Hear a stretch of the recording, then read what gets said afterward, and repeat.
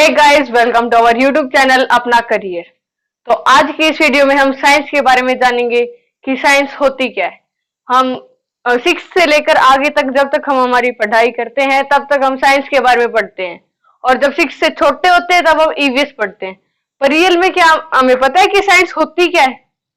तो आज की इस वीडियो में हम साइंस के बारे में जानेंगे कि साइंस होती क्या है। और साइंस के बारे में ये कहा जाता है कि जो भी काम हम करते हैं, चाहे वो उठना बैठना कुछ भी हो, उस हर चीज में साइंस होती है। हम चल रहे हैं तो भी साइंस है। वो तो इसमें ग्रेविटेशन वगैरह का लॉजिक लगता है, जिसके बारे में हम फिर कभी एक स्पेसिफिक वीडियो बनाएंगे। पर अभी हम साइंस के बारे में जानेंगे बिना किसी टाइम वेस्ट के। तो चलो शुरू करते हैं। साइंस साइंस एक लैटिन वर्ड साइंटिया से बना है, जिसका मतलब है नॉलेज या टू नो, यानी कि ज्ञान। अब किसी भी चीज के ज्ञान को क्या हम साइंस कह सकते हैं? नहीं, हर किसी चीज के ज्ञान को हम साइंस नहीं कह सकते। नॉलेज होनी चाहिए पर वो सिस्टमेटिक। जो नॉलेज हम ऑब्जर्वेशंस एंड एक्सपेरिमेंट के थ्रू हमें जो नॉलेज मिलती है उसे हम साइंस कहते हैं। तो साइंस के भी आगे फर्दर 3 ब्रांच होती हैं, फिजिक्स, केमिस्ट्री एंड बायोलॉजी। अब हमने साइंस के बारे में पढ़ लिया, तो अब इसके तीनों ब्रांचेस के बारे में भी वन बाय वन करके डील करेंगे। तो फिजिक्स एक लैटिन वर्ड फ्यूजिस से मिलकर बना है, जिसका मतलब है नेचर, यानी कि प्रकृति। अब फिजिक्स में हम नेचुरल चीज से डील करते हैं, जो भी नेचुरल फिनोमिना हो गया, यानी कि the branch of science that deals with the study of nature and all the natural phenomena is known as physics. इसके अंदर जितने भी solar eclipse, lunar eclipse, motion, gravitation, जो भी नेचुरल फिनोमिना है, लाइटिंग हो रही है, इलेक्ट्रिसिटी है, सब फिजिक्स के अंदर आता है। तो अब इसके फादर की बात करेंगे कि फादर ऑफ फिजिक्स कौन है। Father of physics Isaac Newton, जो कि पहले थे, और अब जो मॉडर्न फिजिक्स है उसके फादर हैं एल्बर्ट आइंस्टाइन। तो हमने फिजिक्स के बारे में भी देख लिया। अब इसकी दूसरी ब्रांच जो कि है केमिस्ट्री, उसके बारे में जानेंगे।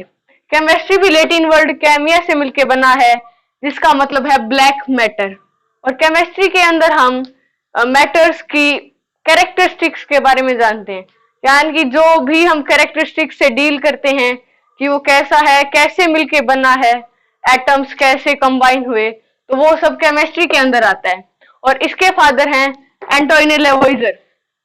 हमने फिजिक्स और केमिस्ट्री दोनों के बारे में देख लिया, और जो साइंस की लास्ट ब्रांच है, यानी कि थर्ड ब्रांच, बायोलॉजी के बारे में देखेंगे। अब बायोलॉजी 2 वर्ड से मिलके बना है, बायोस प्लस लोगोस। बायोस यानी कि लिविंग, और लोगोस यानी कि स्टडी, यानी लिविंग ऑर्गेनिज्म्स की स्टडी हम बायोलॉजी के अंदर पढ़ते हैं। Then the branch of science that deals with the study of living organism is known as biology. अब बायोलॉजी के फादर कौन है? एरिस्टोटल। वैसे तो बायोलॉजी की 2 ब्रांचेस हैं, जूलॉजी एंड बोटेनी। बोटेनी में हम प्लांट्स के बारे में पढ़ते हैं, जिसके फादर हैं थियोफ्रेस्टस, और जूलॉजी में हम एनिमल्स के बारे में पढ़ते हैं, जिसके फादर है एरिस्टोटल। पर नॉर्मली हम बायोलॉजी के फादर एरिस्टोटल को ही बोलते हैं। तो अब से इस चैनल पे हम 10th क्लास का सिलेबस अपलोड करेंगे, और कल से ही हमारे इस यूट्यूब चैनल पर साइंस का सिलेबस आएगा। तो पहले हम देखते हैं कि 10th क्लास में साइंस के सिलेबस में क्या क्या है, और जो चैप्टर्स हैं वो कौन से के हैं, फिजिक्स के हैं, केमिस्ट्री के हैं या बायो के हैं। वन बाय वन उनके बारे में देखेंगे। फिजिक्स में हमारे 10th क्लास में कुल 5 चैप्टर हैं। पहला है लाइट, रिफ्लेक्शन एंड रिफ्रैक्शन। दूसरा है human eye and colourful world. तीसरा electricity, magnetic effects of electric current, and last sources of energy. अब हम देखेंगे केमिस्ट्री का सिलेबस।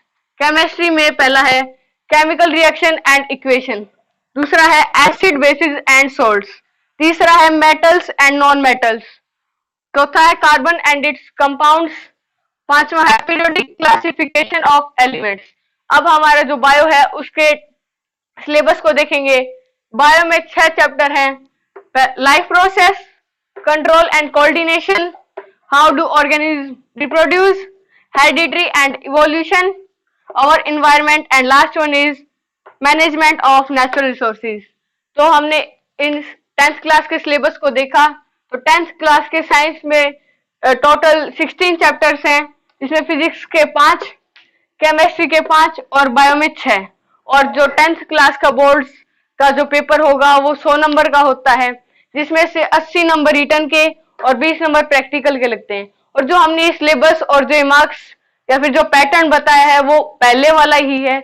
अब यदि कोई कोरोना के कारण कोई चेंज होता है तो इस पे हम नई वीडियो बनाएंगे। और अब से हमारे चैनल पर 10th क्लास का पूरा सिलेबस आएगा, तो बने रहिए हमारे साथ। जय हिंद।